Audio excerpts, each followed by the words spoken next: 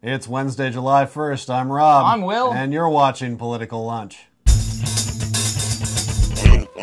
Welcome back to The Lunch. If you saw the news yesterday from the land of 10,000 lakes, then you probably know that today there is, sadly, a giant political void in our lives. For the last 7 months, we've been bringing you every scintillating, nail-biting development in the case of Franken v. Coleman. It's been a cliffhanger of political intrigue, a disputed Senate election with no clear winner. Really, no one knew just how this thing was going to end. At one point, Coleman offered to Jell-O wrestle funny man Franken for the seat, but that never happened owing to the great Jell-O shortage of 2009. And then Al Franken challenged Coleman to a night of stand-up comedy, but Coleman claimed to have lost his voice after days of sweet-talking the judges. And of course, we're joking. We only wish that these things had happened because the Franken-Coleman battle may have been actually the least interesting political story with the most predictable outcome.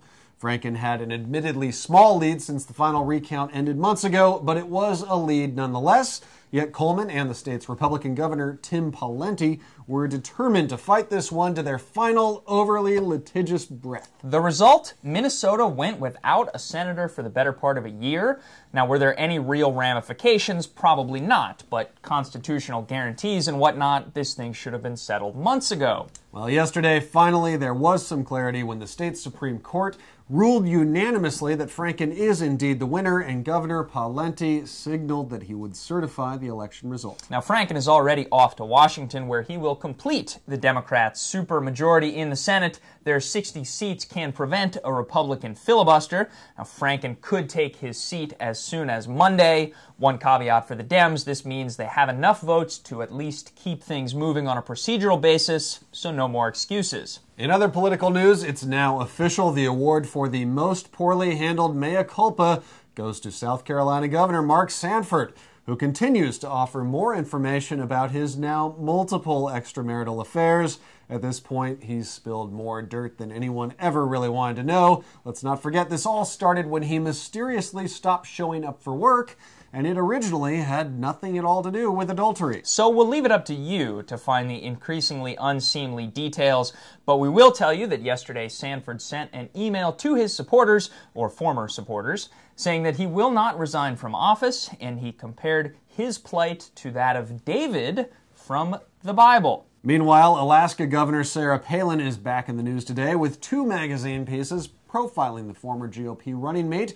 The first is a scathing piece in Vanity Fair written by Todd Purdom, in which Palin is painted in nothing short of the worst possible light when it comes to her role in the ill-fated McCain campaign. The second is some lighter fare. Runner's World magazine has a Q&A and photo spread with the governor. Palin is quoted challenging President Obama to a race. She says she can take him, and that she showed up to a VP debate during the campaign in bandages because she had fallen during a run on McCain's ranch in Arizona. Now, some good news for homeowners struggling to make their mortgage payments. The Obama administration is expanding its mortgage refinance program to include borrowers whose loans are worth up to 125% of their home's value. That's up from 105%. The move acknowledges the stark truth that 1 in 5 borrowers are now underwater, owing more than the value of their home.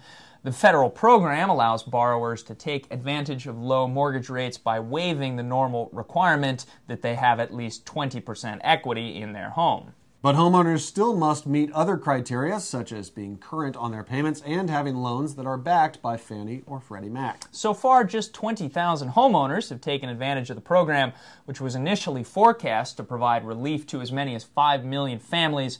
The Treasury has now revised that estimate, saying that's the total number of eligible participants. And finally, the quest for public health insurance chugs along with the Lion of the Senate, Ted Kennedy, now leading the charge. Kennedy says that the latest version of the Senate Democrats' plan includes a public insurance measure that will essentially pay for itself after receiving an initial injection of federal startup funds. Now, the details of the plan are not entirely clear yet, but already insurance industry groups are sounding the alarm, saying the administration is planning to pay for the new program through cuts to Medicare and Medicaid. The Senate returns from its July 4th recess on Monday, and this issue will surely top the agenda. We'll also return on Monday. We're taking Friday off for the holiday, so have a safe and happy long weekend, and we'll see you right back here next week.